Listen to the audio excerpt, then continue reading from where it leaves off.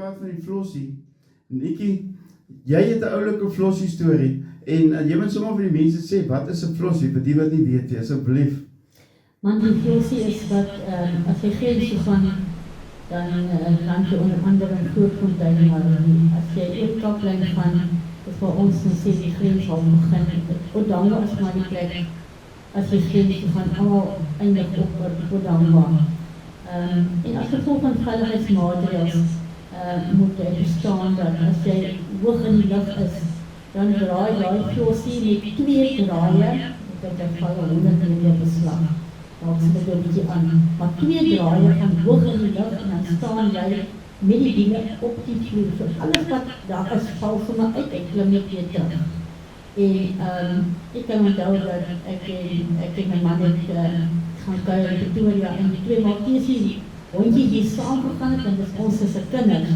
En hulle was nie hokkie en hulle het medikasie gekry van die veearts, dus hulle was nou, as hulle sê airborne is, en jy sit in die hangmatte, dat hulle nie op vliegtuie is nou, dis 'n hangmat waar jy sit.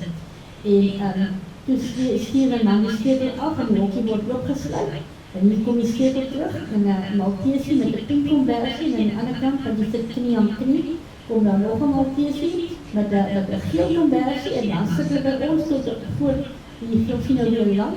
As hy in Suid-Afrika land, dan land hy ordentlik. Maar as ek sê, as hy nou in Odangwa land, as ek die 2 swaaien. En ek het nie geweet dat ek swanger is nie.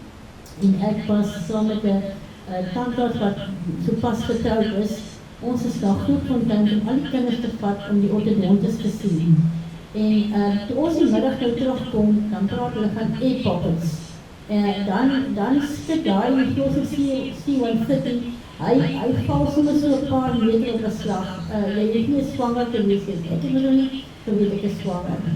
En ek kon net met my hande op my hande lê, my kop op my hande lê, en ek kon net my oë optel en beweeg, en net vir die tandarts sê, wat ek dink, lyk nie of sy lekker is nie, of sy dalk gaan naarword, en ek kan nie naarword nie.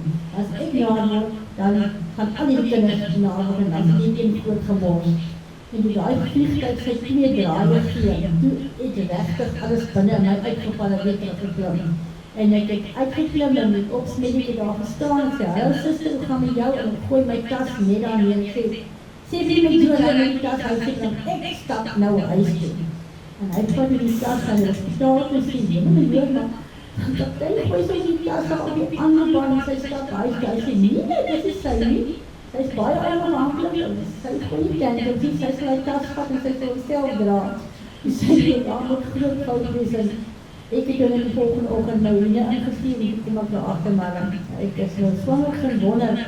Ek het nou so siek geraak. So almal sal onthou al die troepe, daar's net een, jy sien nie een keer te lank op Odangwa. Jy sal dit vir die res van die lewe hoor, en ek wil graag hoor op TikTok, wat sê die ouens van daar duik as jy op Odangwa land? Ja, ek kan myself, ek sien tydkeer programme op televisie van waar die ouens so amper sweef, as hy so vinnig, wil ek sê so vinnig afkom. Maar ek wil nog op